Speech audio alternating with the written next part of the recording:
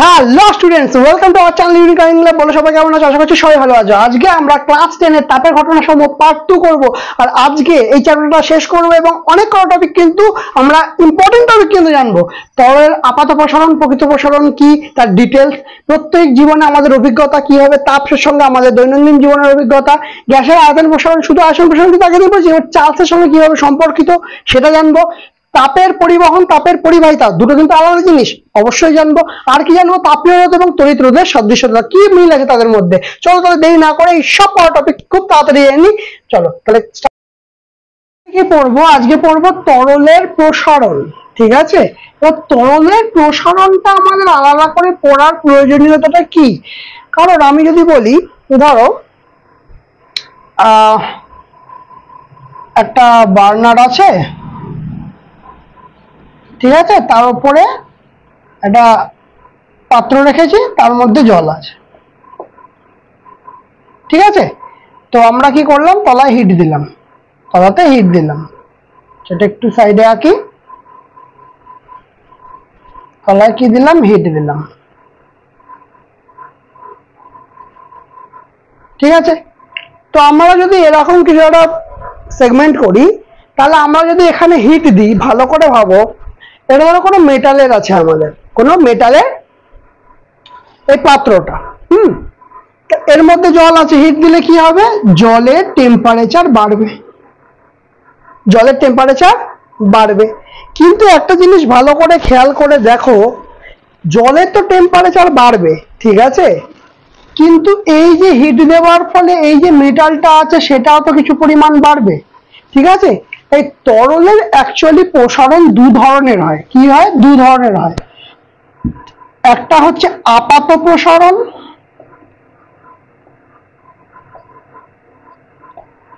আর একটা হচ্ছে প্রকৃত প্রসারণ।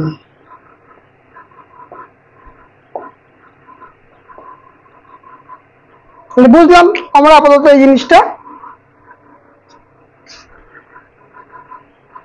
তো প্রাত্যহিক জীবনেও আমাদের কিন্তু তরলের এই প্রসারণটা অনেক কাজে লাগে, অনেকই কাজে লাগে, ঠিক আছে। একটা এক্সাম্পল দেব, সেটা সবার প্রথম কথা এক্সাম্পল হচ্ছে থার্মোমিটার।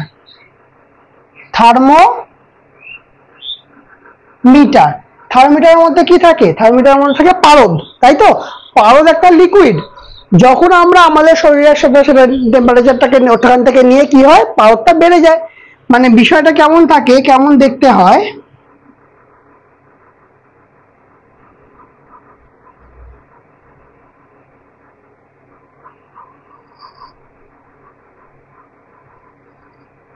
এখানে মার্ক করা থাকে,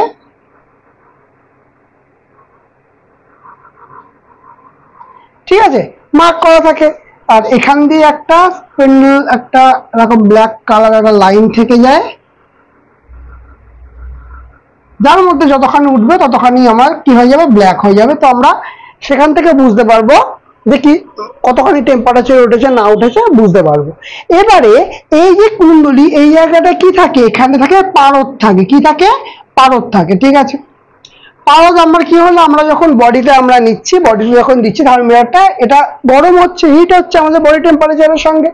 তাহলে বডি টেম্পারেচার থেকে কি হচ্ছে? এটা উপরে উঠছে, মানে এই নল দিয়ে পাওয়ারটা উপরে উঠে যাচ্ছে। তাহলে আমরা বুঝতে পারছি আমাদের শরীরের টেম্পারেচার কত, ঠিক আছে। তো এটা আমরা কিন্তু প্রাত্যহিক জীবনে ব্যবহার করে থাকি, ঠিক আছে। আচ্ছা, এইবারে তরলের আমরা কি করব? আচ্ছা, তরলের কি দৈর্ঘ্য প্রস্থ কিছু আছে? দৈর্ঘ্য প্রস্থ নেই কিছু। যে পাত্রে রাখা হয় সেই পাত্রের আকার ধারণ করে, ঠিক আছে। তাহলে তরলের কি কোনো আমরা বলতে পারবো দৈর্ঘ্য প্রস্থ আছে? না, বলতে পারবো না। তাহলে তরলের কি আছে? তরলের আছে আয়তন। তরলের কি আছে? তরলের আছে আয়তন। তরলের আছে আয়তন, তাই তো। তাহলে আমরা এখানে কি বলবো? এই তরলের আছে আয়তন প্রসারণ গুণাঙ্ক। যারা আগের দিন ক্লাস করনি অবশ্যই ক্লাসটা করে নিও, কারণ আয়তন প্রসারণ গুণাঙ্ক বেসিক কনসেপ্টটা কিন্তু আগের দিন অলরেডি বলে দিয়েছিলাম, ঠিক আছে। তাহলে তরলেরও তাহলে সেভাবে কি হচ্ছে? দু রকমের প্রসারণ হচ্ছে। একটা হচ্ছে মানে আয়তনের আপাত প্রসারণ, আর একটা আয়তনের প্রকৃত প্রসারণ। একটা হচ্ছে আয়তনের আপাত প্রসারণ, আর একটা হচ্ছে আয়তনের প্রকৃত প্রসারণ, ঠিক আছে, বোঝা গেছে। প্রথমে আমরা কি লিখেছি আপাত প্রসারণ, তো আপাত প্রসারণ নিয়ে একটু আলোচনা করি। ঠিক আছে, আপাত প্রসারণ মানে কি, এই কোন তরলের একক আয়তনের যদি উষ্ণতা 1 ডিগ্রি বৃদ্ধি করতে যে পরিমাণ তাপের প্রয়োজন হচ্ছে, মানে যে পরিমাণ বৃদ্ধি পাচ্ছে, ঠিক আছে, 1 ডিগ্রি উষ্ণতা বৃদ্ধি করলে যে পরিমাণ কি বৃদ্ধি পাচ্ছে, আয়তন বৃদ্ধি পাচ্ছে, তাকে আমরা কি বলছি, তাকে আমরা বলছি তরলের আয়তন প্রসারণ, আপাত আয়তন প্রসারণ। ঠিক আছে, তরলের ক্ষেত্রে বলছি কিন্তু। ঠিক আছে, তাহলে তরলের আপাত আয়তন প্রসারণ গুণাঙ্ক বলছি। তাহলে 1 ডিগ্রি প্রতি ডিগ্রি সেলসিয়াস উষ্ণতা বৃদ্ধিতে যে ঘটনাটা হচ্ছে প্রতি একক আয়তনে। ঠিক আছে, এবার সেলসিয়াস বলবে না, অ্যাকচুয়ালি তুমি যখন সংজ্ঞা বলবে প্রতি ডিগ্রি বৃদ্ধিতে বলবে। আমি ফারেনহাইটে বলি, সেলসিয়াসে বলি, কেলভিনে বলি, পরের কথা। আমরা মেনলি কি বলবো, আমরা ডিগ্রিতে বলবো। সিম্পলি কি বলবো, যে 1 ডিগ্রি বৃদ্ধিতে, 1 ডিগ্রি বৃদ্ধিতে আয়তনের যে পরিমাণ পরিবর্তন হচ্ছে তাকে বলছি আমরা আয়তন প্রসারণ গুণাঙ্ক। ঠিক আছে, তাহলে আমরা কি বলছি, ধরো আমরা টেম্পারেচার বলছি θ1 ডিগ্রি সেলসিয়াস। ঠিক আছে, এখান থেকে টেম্পারেচার বাড়িয়ে কি করলাম, θ2 ডিগ্রি সেলসিয়াস করলাম। ঠিক আছে, এর ফলে যে তরলটা দিয়েছি তার আয়তন V1 cc থেকে কি হলো, V2 cc হলো। ঠিক হতেই পারে, কোনো সমস্যা নেই। তাহলে আয়তন প্রসারণ গুণাঙ্ক মানে এখানে এটা কি হচ্ছে, আপাত আয়তন প্রসারণ। ঠিক আছে, তাহলে আপাত আয়তন প্রসারণ গুণাঙ্ক বার করতে হবে। তাহলে আয়তনের জন্য কি হয়, আয়তনের জন্য হয় গামা এ নাম দিয়ে দিই, আমার মানে এ নাম দিয়ে দিই, কোনো সমস্যা নেই। এ সমান কি হবে, আপাত আয়তনের আপাত প্রসারণ,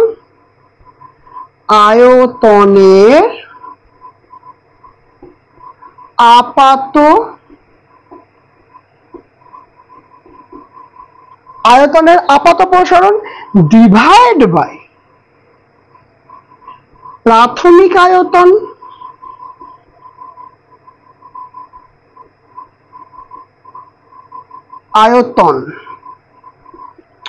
গুণিত কি হচ্ছে, টেম্পারেচার ইনক্রিজ মানে উষ্ণতা বৃদ্ধি।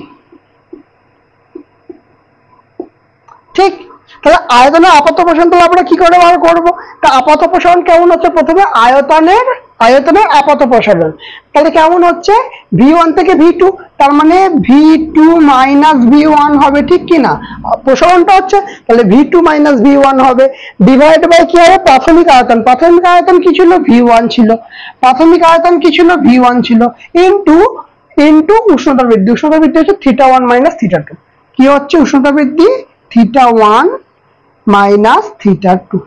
এই হচ্ছে আমাদের হিসাব নিকাশ। তাহলে অ্যাকচুয়ালি কি হচ্ছে, যদি আমি ঠিকঠাক করে এটাকে লিখতে পারি তাহলে আমরা কি লিখবো, এখান থেকে তো V2 থাকছে, এখানে ওকে ওকে ওকে এটা লিখে নিই, এই লাইনটা গামা এ এখানে আসছে হচ্ছে V1 ইনটু থিটা, আচ্ছা এটা অ্যাকচুয়ালি θ2 মাইনাস θ1 হবে, θ2 মাইনাস θ1 ডিগ্রি এই গেল সমান সমান V2 মাইনাস V1, এই আসছে আমাদের হিসাব নিকাশ। তারপরে V1 টার পাশে আনি, তাহলে আচ্ছা V1 টার পাশে আনলে কি হবে, গামা এ এখানে V1, আচ্ছা এটা প্রথমে আনি V1 প্লাস, এর পাশে আনলাম প্লাস হিসাবে এলো θ2 ডিগ্রি মাইনাস θ1 ডিগ্রি V1 টার পাশে চলে আসছে। তাহলে V1 এখান থেকে কমন যাবে, 1 প্লাস গামা এ এখানে কি আসছে, θ2 মাইনাস θ1 সমান V2, এই আসবে আমাদের হিসাব নিকাশ। ঠিক আছে, এই গেল আমার আপাত প্রসারণ। ঠিক আছে, বোঝা গেছে, সেম জিনিস। এবারে যখন আমরা প্রকৃত প্রসারণ করব পার্থক্য একটুখানি জিনিসই হবে। ঠিক আছে, এইটা তো গেল আমাদের আপাত প্রসারণ। ঠিক আছে, আমরা যখন এইখানে আমরা প্রকৃত প্রসারণ দেখাবো, দেখো পার্থক্য কিছু নেই, কয়েকটা জিনিস শুধু চেঞ্জ করব। কি কি চেঞ্জ হবে, আচ্ছা আরো সংজ্ঞাটা বলে নি প্রথমে, যে আমাদের যদি 1 ডিগ্রি সেলসিয়াস উষ্ণতা বৃদ্ধিতে প্রকৃত আয়তনে যতখানি বৃদ্ধি হবে, প্রকৃত আয়তনে যতটা বৃদ্ধি হবে সেটা হচ্ছে প্রকৃত প্রসারণ গুণাঙ্ক। ঠিক আছে, তাহলে এই চেঞ্জ তো এটা সেমই থাকবে, শুধুমাত্র আমরা কি করব, এখানে V1 দিয়েছি, আমরা ছোট্ট করে কাজ করব, V2 এর জায়গায় VR ধরবো, ঠিক আছে, V2 এর জায়গায় VR মানে V রিয়াল, ঠিক আছে, ধরলাম। বাকি তো সব সেম। আর এইখানে কি হবে তাহলে, এখানেও দেখো আপাতত এখন কি করব, এখন প্রকৃত করব। এখন কি করব, প্রকৃত আয়তন প্রসারণ গুণাঙ্ক করব। তাহলে প্রকৃত আসি, তাহলে আয়তনের এটা আপাতর বদলে এটাও কি করব, এটা করব প্রকৃত প্রসারণ গুণাঙ্ক। তাহলে প্রকৃত প্রসারণটা কি আসছে, তাহলে এখানে VR নিয়েছি, তাহলে এটা VR মাইনাস V1 হবে। কি হবে, VR মাইনাস V1 হবে। বাকি যা আছে সেম থাকবে, এটা V1 এর বদলে V লেখো, এটা V লেখো, তাহলে সমস্যা মিটে যাবে, কারণ এটা V থেকে VR করলাম, ঠিক আছে। বাকি সব সেম রাখলাম। এটা প্রকৃত প্রসারণ গুণাঙ্ক হয়ে গেল। তাহলে V1 এর জায়গায় V, এই দুটো জায়গা চেঞ্জ করে দিই, VR আর V, এখানেও চেঞ্জ করে দিই V, আর এখানে কি হবে, VR হবে, এইখানে VR হবে, এইখানে শুধু V হবে, ঠিক আছে। ব্যাস আমার মিটে গেল, বাকি সব সেম। এটা হয়ে গেল আমার প্রকৃত প্রসারণ গুণাঙ্ক। সিম্পল, আমি কেন এক্সট্রা করে কাটবো? আমার যদি সিম্পল কয়েকটা জিনিস যদি বেসিক, এই দুটো জিনিস তো চেঞ্জ হয়েছে। আমরা আগেরটা আপাত প্রসারণের জন্য V1 V2 ধরেছি, এটা একটু অন্য কিছু বোঝানোর জন্য প্রকৃত প্রসারণ VR ধরেছি, আলাদা কিছুই নেই, সিম্পল সেম জিনিস, ঠিক আছে। আচ্ছা, তাহলে কি হলো, তাহলে এই হচ্ছে আমাদের এসে বিষয়টা দাঁড়ালো। ওকে, তো এইবারে একটা জিনিস করতে হবে, সেটা আমরা আগেও পড়েছি। এর ইউনিট কি, ইউনিট হচ্ছে পার ডিগ্রি সেলসিয়াস যদি আমার SI তে হয়, সরি CGS এ হয়, আর পার ডিগ্রি কেলভিন যদি আমার SI তে হয়, ঠিক আছে। এইটা একটুখানি মাথায় রাখতে হবে, ডিগ্রি সেলসিয়াস আর পার্থক্যটা। তাহলে এটা গেল আমাদের কি প্রসারণ, তরলের প্রসারণ। তাহলে কি পড়লাম, তরলের দু রকমের প্রসারণ হয়, একটা আপাত প্রসারণ, একটা প্রকৃত প্রসারণ। আপাত প্রসারণ আর প্রকৃত প্রসারণের পার্থক্য কি? আপাত প্রসারণ হচ্ছে যখন আমরা যদি কিছু জল গরম করছি, যখন আমরা হিসাবটা করব জল শুদ্ধ যে বিষয়টা হবে সেইটাকে হচ্ছে আপাত প্রসারণ, মানে জল ছাড়া যদি বিষয়টা হয় তাহলে আপাত প্রসারণ। মানে শুধু আমরা, প্রকৃত প্রসারণ মানে কি, মানে যেটা মেটালটা আছে সেটারও প্রসারণ ঘটছে, আবার জলেরও প্রসারণ ঘটছে, এটা হচ্ছে আমরা প্রকৃত প্রসারণ হিসাব করবো। আর আপাত প্রসারণের ক্ষেত্রে কিন্তু শুধুমাত্র জলের হিসাব নিকাশ করবো, সেইগুলো হচ্ছে। তাহলে আপাত আর প্রকৃত পার্থক্যটা বোঝা গেল। এটা সবকিছু নিয়ে সবকিছু নিতে হবে, শুধুমাত্র লিকুইডটা হিসাব করতে হবে। ক্লিয়ার? এই গেল আমাদের বেসিক। এটা হচ্ছে আয়তন প্রসারণের গুণাঙ্কর যে ভাগ দুটো পড়লাম সেই দুটো। ক্লিয়ার হয়েছে তো? বোঝা গেছে? এরপরে গ্যাসের প্রসারণের একটা বাস্তবিক উদাহরণ থেকে শুরু করে সেই জিনিসগুলো একটু পড়বো। এবার চলে আসি গ্যাসের আয়তন প্রসারণ। গ্যাসের আয়তন প্রসারণ গুণাঙ্ক তো অলরেডি আমরা জানি, তরলের আয়তন পড়লাম, এটা গ্যাসের আয়তন পড়ছি। তাহলে গ্যাসের আয়তন প্রসারণের গুণাঙ্কের জন্য কিন্তু চার্লসের সূত্রটা খুব কাজে লাগবে। চার্লস, কি বললাম, চার্লসের সূত্র মনে হয়? চার্লসের সূত্র আমরা কিন্তু অলরেডি পড়েছি। চার্লসের সূত্র, চার্লসের সূত্র অ্যাকচুয়ালি কি বলে? আর চার্লসের সূত্রে দুটো জিনিস ধ্রুবক থাকে, মনে আছে কারোর? চার্লসের সূত্রটা সবসময় পড়ার আগেই দেখবে দুটো জিনিস ধ্রুবক থাকবে, একটা হচ্ছে চাপ স্থির আর একটা হচ্ছে ভর স্থির। কি কি স্থির?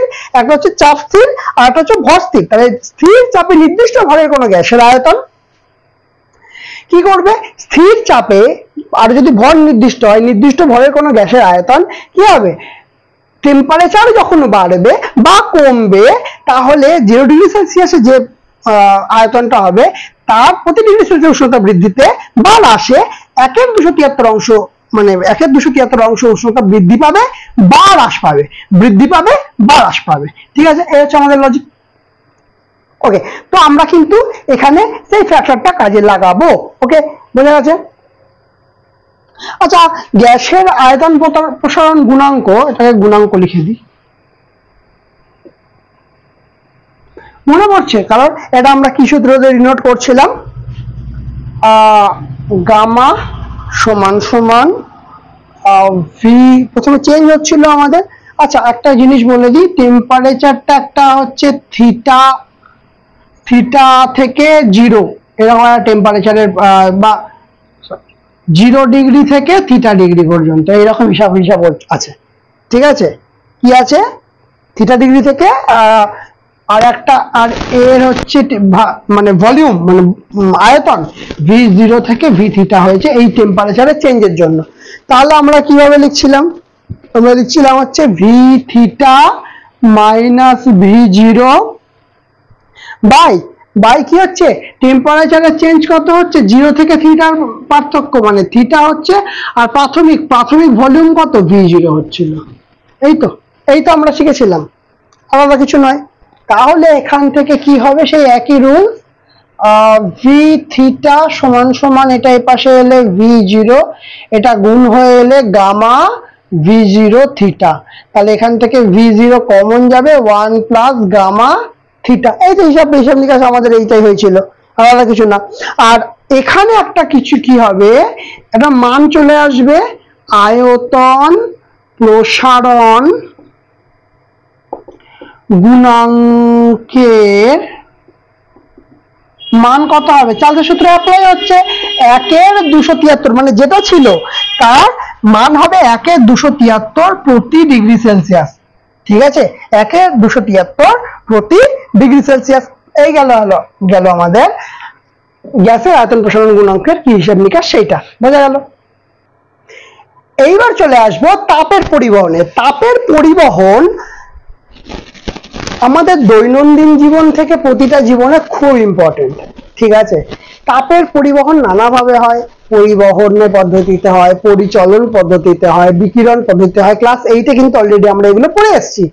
কিন্তু এখানে তাপের পরিবহন তোমাকে এখন দেখো ব্যবহারিক রূপ দেখাচ্ছি। একটা বলছি, ধরো বড় একটা বরফের চাই, একটা না বহু অনেক বরফের চাই আছে।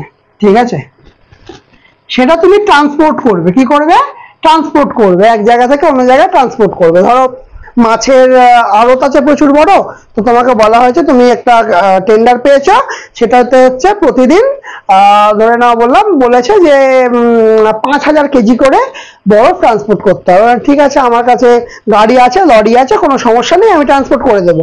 কিন্তু তুমি যখন লরিগুলোতে বরফ গ্যাদার করলে, মানে ভর্তি করলে, তো সেখানে সমস্যাটা কি এসে দাঁড়াচ্ছে, দেখছো যে তোমার যে আড়তটা আছে সেটা তো 200 কিলোমিটার দূরে আছে। 200 কিলোমিটার দূরে তোমার মালটা সাপ্লাই করতে গিয়ে সমস্ত বরফ গলে যাচ্ছে।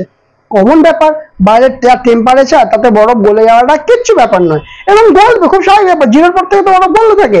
সাধারণভাবে আমাদের টেম্পারেচার যদি শীতকালেও ধরে নি, আমাদের এই ওয়েদারে যদি ঠান্ডা হওয়া ঠিকঠাক পড়ে, তাতেও তো বরফ তো গলবে, ধীরে গলবে। ঠিক আছে, এখন যদি বাইরের টেম্পারেচার 30 হয়, তো হু করে গলে যাবে।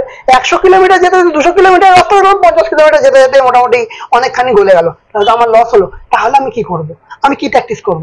আমাদের তখন লাগবে এই ফিজিক্স, তাপের পরিবহন। তাপের আমরা দুটো জিনিস জানি, তাপের দু রকমের পদার্থ হয়, একটা হচ্ছে সুপরিবাহী পদার্থ, একটা কুপরিবাহী পদার্থ। তাহলে সুপরিবাহী পদার্থ যদি হয় কেউ, তাহলে কি হবে, সে তাপকে তার মধ্যে দিয়ে যেতে দেবে। কুপরিবাহী পদার্থ কি হবে, সে তাপকে তার মধ্যে দিয়ে যেতে দেবে না। যেমন একটা এক্সাম্পল দিই, যেমন যাই বলো, প্রচুর কাঠ, পোর্সলিন, ঠিক আছে, চীনামাটি, এগুলো কি করে, তাপকে যেতে দেয় না। ঠিক তো, তাহলে এটা তাপের কুপরিবাহী।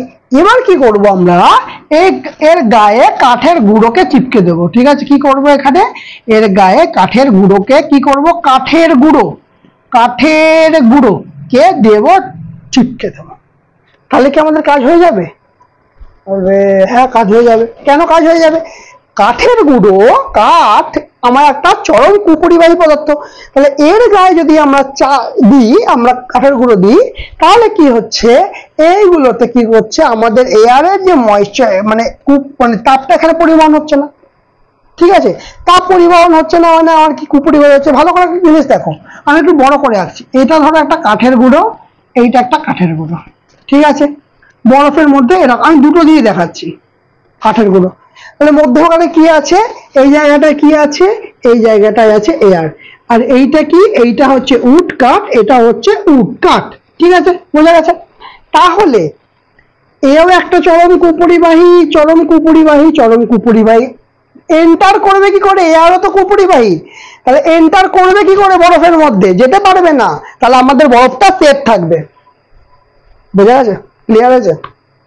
তো এটা আমাদের দৈনন্দিন জীবনে ব্যবহার, কিন্তু আমরা অহরহ এইসব জিনিসগুলো দেখতে পাই। ক্লিয়ার? আচ্ছা,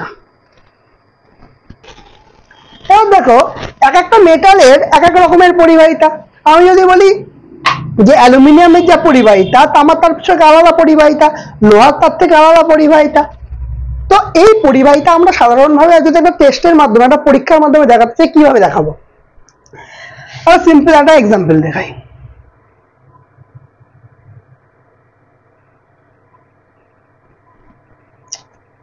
ওকে, ট্যাঙ্কটা কি একটু ব্যাকা হয়ে গেল? হ্যাঁ, ব্যাকা হয়ে গেছে, তাতে কোনো সমস্যা নেই, সোজা করে দিচ্ছি। বেশি ব্যাকা হয়ে গেছে, ওয়েট আ মিনিট।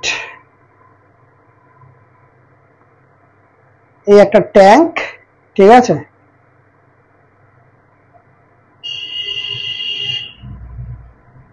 ট্যাঙ্ক আছে, ঠিক আছে। কি করা হয়েছে, এই ট্যাঙ্কটার মধ্যে কি আছে? জল আছে। এই ট্যাঙ্কটার মধ্যে জল আছে। এটা একটু মোটা করি, তাহলে ব্যাপারটা বুঝতে সুবিধা হবে।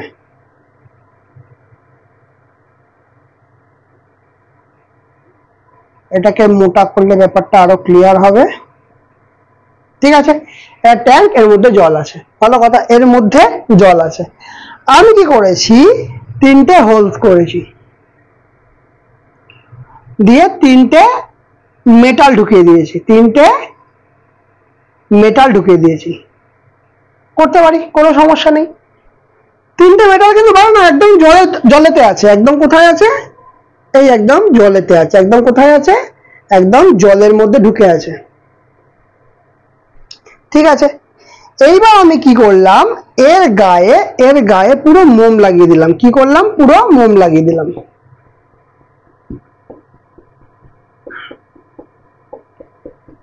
বুঝা গেল? মোম লাগিয়ে দিলাম। এইবার আমি দিলাম নিচ থেকে হিট, তাপ দিলাম আগুন তলায়। জল কি করছে? জলটাকে আমি যতক্ষণ পাচ্ছি ফোটানোর চেষ্টা করছি, যতক্ষণ পাচ্ছি টেম্পারেচার দিয়ে যাচ্ছি। টেম্পারেচার দিলে কি হবে? টেম্পারেচার দিলে জলটা ফুটতে থাকবে, ফুটতে থাকবে, ফুটতে থাকবে, ফুটতে থাকবে, ফুটতে থাকবে। তারপরে কি হবে? তারপরে কি করবে? আমরা এইটা পড়েছি যে মেটাল হচ্ছে তাপের পরিবাহী। অ্যাকচুয়ালি এটা কেমন ভাবে কাজ করে তোমাদের ছোট্ট একটা জিনিস দেখিয়ে দিই, সারা জীবন মনে রাখবে, সারা জীবন কাজে লাগবে। ধরো পরিবাহী, ঠিক আছে, কন্ডাক্টিভিটি সাধারণভাবে কোনো মেটালের মধ্যে কেমন ভাবে কাজ করছে, ঠিক আছে, মানে পরিবহন পদ্ধতিটা কিভাবে কাজ করছে দেখো। টেম্পারেচার দিলে না, ধরো এর মধ্যে যে কণাটা আছে সেখানে ভাইব্রেশন দেখা যায়। কি দেখা যায়? ভাইব্রেশন দেখা যায়। তাহলে এই জায়গাটা ভাইব্রেট করবে, পাশে যে কণা আছে তাকেও ভাইব্রেট করাবে। তাহলে এই পাশের কণাটা আবার কি করবে? আবার ভাইব্রেট করাবে। তার পাশের কণাটা কি করবে? ভাইব্রেট করাবে। এইভাবে পুরো ভাইব্রেশনটা চলতে থাকবে। যতক্ষণ ভাইব্রেশন যাবে ততক্ষণ আমাদের টেম্পারেচারটা যাবে, যতক্ষণ ভাইব্রেশন যাবে ততক্ষণ আমাদের তাপটা যাবে। ক্লিয়ার হয়েছে? ওকে, তাহলে এখানে হিট হচ্ছে, তার মানে জল ফুটছে, তার মানে কি হচ্ছে? এই মেটালের জিনিসগুলো কিন্তু হিট হচ্ছে। তাহলে মেটাল যদি হিট হয়, এর গায়ে লাগানো আছে কি? মোম। কি জানি আমরা? এর গায়ে লাগানো আছে মোম। তাহলে কি করবে? মোম গলতে শুরু করবে। কি করবে? মোম গলতে শুরু করবে। দেখতে পাবো যে কোনোটায় যে মোম বেশি গলছে, কোনোটায়, ধরো আমরা একটা এক্সাম্পল দিয়ে দেখাচ্ছি, কোনোটায় দেখলাম মোম, কোনোটায় দেখলাম মোম এই রাগ পর্যন্ত এসছে, ঠিক আছে, যতখানি ফাঁকা হলো, ঠিক আছে। কোনোটায় দেখলাম মোম এতখানি এসছে, আমি বড় করে দাগ দিই তাহলে বোঝা যাবে জিনিসটা। আর কোনোটায় দেখলাম মোমটা প্রায় পুরো শেষ হয়ে গেছে, মানে সব গলে গেছে। তাহলে আমরা এটা থেকে বলতে পারবো এই যে 1 নম্বর এটার পরিবাহিতা সবচেয়ে ভালো, এই যে 2 নম্বর এটার পরিবাহিতা 1-এর থেকে কম, কিন্তু 3-এর পরিবাহিতাটা হচ্ছে সবচেয়ে কম। তাহলে যার বেশি গলবে তার পরিবাহিতাটা তত বেশি ভালো। সিম্পল ব্যাপার, যে যত বেশি গলবে তার পরিবাহিতাটা তত বেশি ভালো। ওকে, তাহলে এই গেল আমাদের টেস্ট, ঠিক আছে। এইবারে থার্মাল কন্ডাক্টিভিটি, এই যে জিনিসটা পড়লাম এর উপর ভিত্তি করে একটা জিনিস আছে, সেটাকে বলে থার্মাল কন্ডাক্টিভিটি। এবার থার্মাল কন্ডাক্টিভিটি বা এটা পরিবহন না, তাপের পরিবাহিতা,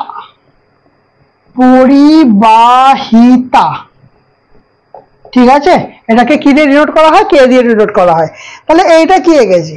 এইটাকে কি এঁকেছি? এটা একটা পাত, ঠিক আছে, একটা পদার্থ, একটা পাত, ঠিক আছে, যেটার প্রস্থচ্ছেদ ধরলাম এ, আর ধরলাম এই যে বেদটা ধরলাম ডি, ঠিক আছে। আর ওই দিকে দুদিকে টেম্পারেচার ধরলাম, দুটো ডিফারেন্ট টেম্পারেচার আছে, ঠিক আছে। ওই দিকটা পেছনের দিকটা ধরলাম ধরো θ1, আর এই পাশটা ধরলাম, এই দিকটা পেছনের দিকটা ধরলাম θ1, আর এই পাশটা করলাম কি? θ2, টেম্পারেচারের পার্থক্য, ডিফারেন্স, তাদের ডিফারেন্স আছে।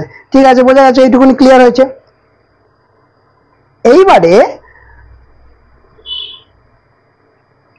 এইবারে এইখানে আমরা লম্বভাবে, কেমন ভাবে, লম্বভাবে কিউ একটা টেম্পারেচার দিচ্ছি, থিটা কিন্তু, এটা কিন্তু কিউ, দুটো পার্থক্য আছে। কত টেম্পারেচার দিচ্ছি, কিউ টেম্পারেচার দিচ্ছি। তাহলে কিউ যদি টেম্পারেচার দিয়ে আমাদের কতগুলো জিনিস দেখতে পাবো আমরা। টেম্পারেচার দিলে কয়েকটা জিনিসের সঙ্গে সম্পর্ক তৈরি করতে হচ্ছে, মানে তৈরি দেখতে পাবো। কি দেখতে পাবো, এই যে আমরা কিউ টেম্পারেচার দিচ্ছি, কিউ যে টেম্পারেচারটা দিচ্ছি সেইটা এই যে ক্ষেত্রফলটা আছে এই ক্ষেত্রফলের সঙ্গে সমানুপাতিক। কি বললাম, এই যে ক্ষেত্রফলটা আছে ক্ষেত্রফলের সঙ্গে সমানুপাতিক। ভালো কথা। আচ্ছা, তারপরে কি, এই যে কিউটা যত টেম্পারেচার দেব তত দুই পাশের যে কি বলে এটাকে, দুই পাশের যে টেম্পারেচারের পার্থক্য তার সঙ্গে সমানুপাতিক। মানে আমি বলবো θ1 মাইনাস θ2।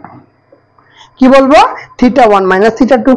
ঠিক আছে, কিন্তু এখানে একটা বিষয় হবে, এই যে বেদ ডি এর সঙ্গে কিন্তু ব্যস্তানুপাতিক হারে ক্রিয়া করবে। তাহলে কিউ কার সঙ্গে, বেধের সঙ্গে, ডি মানে কি বেধের সঙ্গে ব্যস্তানুপাতিক হারে ক্রিয়া করবে। বোঝা গেল, বেধের সঙ্গে তাহলে ব্যস্তানুপাতিক হারে ক্রিয়া করবে। আর কিউ আর একটা কাজ করবে, কতক্ষণ ধরে দেবে, কি সময় ধরে দেবে, যত সময় বাড়াবে তত টেম্পারেচারে বাড়বে, মানে তাপের পরিমাণ বাড়ার সঙ্গে সময় কি করবে, আমাদের সমানুপাতিক হারে ইয়ে করবে, কি বলে, সমানুপাতিক হারে ক্রিয়া করবে। তাহলে এখান থেকে এই সর্বসাকল্যে আমরা লিখতে পারি a ইন্টু θ1 মাইনাস θ2 ইন্টু টি, সবাই সমানুপাতিক, কার সঙ্গে ব্যস্তানুপাতিক, ডি এর সঙ্গে ব্যস্তানুপাতিক।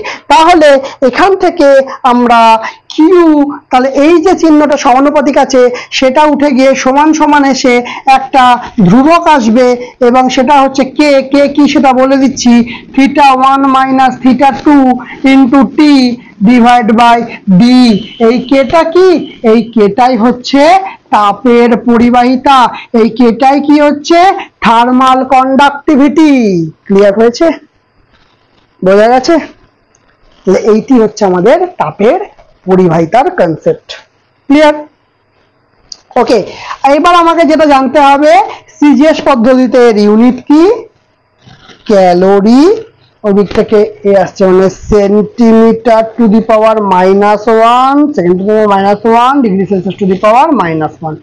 আর এসআই তে গেলে কি হবে, এটা দুটো মিলে ওয়াট হয়ে যাবে, ওয়াট হয়ে গিয়ে M to the power metre to the power -1, kelvin to the power, SI তে কেলভিন হয়ে যায়, কেলভিন টু দি পাওয়ার -1। তোমাদের কিন্তু এই দুটো ডেটা কিন্তু ভালো করে মনে রাখতে হবে, এমসিকিউ তে পরীক্ষায় আসবে। কিসে আসবে, এমসিকিউ তে কিন্তু পরীক্ষায় আসার খুব সম্ভাবনা। ক্লিয়ার? আচ্ছা, এখানে আরেকটা জিনিস বলবো, আচ্ছা এটা একটু মুছে দিই।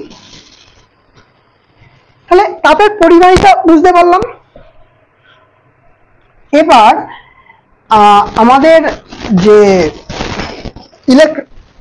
ইলেকট্রিসিটি তো পড়েছি অলরেডি, আমাদের পড়া হয়ে গেছে। তো ইলেকট্রিসিটির যে জিনিসটা আছে, যে রোধ, ঠিক আছে, রোধ, সেই রোধের সঙ্গে কিভাবে সম্পর্কিত সেটাও কিন্তু একটু দেখতে হবে। কি বললাম, কার সঙ্গে, রোধের সঙ্গে আমাদের তাপীয় রোধ কিভাবে সম্পর্কিত একটু দেখতে হবে। কিভাবে দেখবো, দেখো জিনিস হচ্ছে আমরা যেটা পড়লাম, যে আমরা কিউ সমান কি দেখলাম, কে, তারপরে A θ1 minus θ2 into T by D.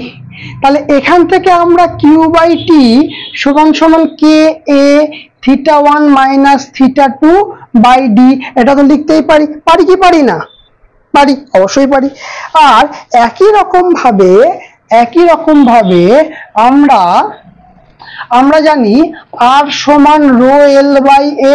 আচ্ছা, এল এর বদলে আমরা বেদটা ডি ধরি, কারণ এখানে ডি ধরেছিলাম, রো ডি বাই এ ধরতে পারি। ঠিক আছে, তাহলে আমরা এখান থেকে এটাও বলতে পারবো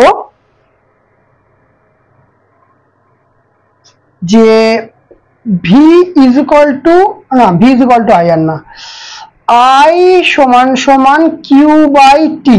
বলতে পারবো এটা, হ্যাঁ কি না বলতে পারবো, এটা তো আমরা পড়ে এসেছি অলরেডি। ঠিক আছে, তাহলে এই কিউ বাই টি মানে কি? কিউ বাই টি মানে হচ্ছে আই, ঠিক? কিউ বাই টি মানে কি? আই। তাহলে আমরা কি জানি? ভি সমান সমান আই আর ভোল্টেজ সমান সমান আই, মানে কারেন্ট ইন্টু আর মানে রোধ, ঠিক আছে? তাহলে আই সমান বলতে পারবো ভি বাই আর, ঠিক? তাহলে আই সমান বলতে পারবো ভি বাই আর। তাহলে ভি মানে কি? একটা দুটোর ডিফারেন্স হবে। আমি ধরে নিলাম এখানে V one minus V two, আর আর এর ভ্যালু এখানে দেখো লিখে রেখেছি রো ডি বাই এ, বসিয়ে দিলাম, চিপকে দিলাম, বুঝে গেল? তাহলে এইটাকে যদি আমি ঠিক করতে চাই, তাহলে আমরা যদি মানে ওভারঅলটাকে যদি হিসাব করি, এটাও তো কিউ বাই টি আর এখানেও কিউ বাই টি, ঠিক?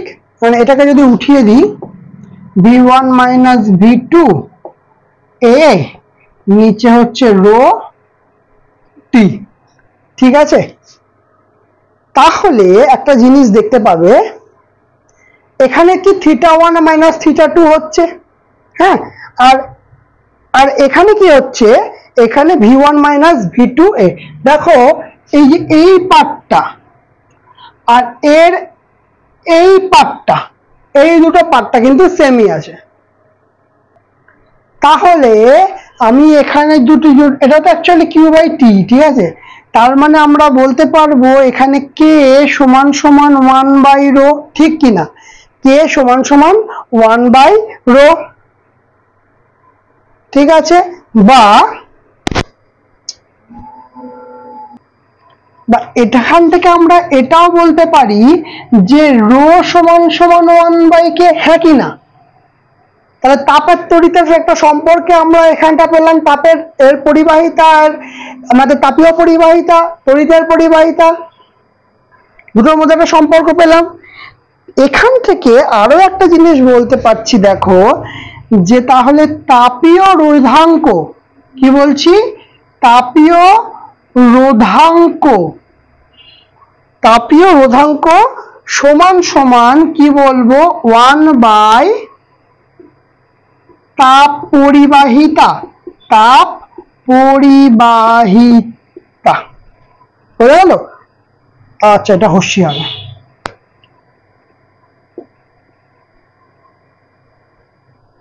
তাপীয় রোধাঙ্ক সমান সমান ওয়ান বাই তাপ পরিবাহিতা, ক্লিয়ার? তাহলে বলো আজকে ক্লাসটা আমাদের কেমন লাগলো? আজকে অনেক কিছু জিনিস শেখার আছে, চ্যাপ্টারটাও শেষ হয়ে গেল। তাহলে বলো কেমন লাগলো? যদি ভালো লেগে থাকে অবশ্যই লাইক করবে, কমেন্ট করবে, শেয়ার করবে। যারা চ্যানেলটা নতুন হচ্ছে তারা অবশ্যই সাবস্ক্রাইব করবে, পাশে থাকা বেল আইকনটা অবশ্যই ক্লিক করে দেবে। আজকের মতো আমাদের ক্লাস এখানেই শেষ।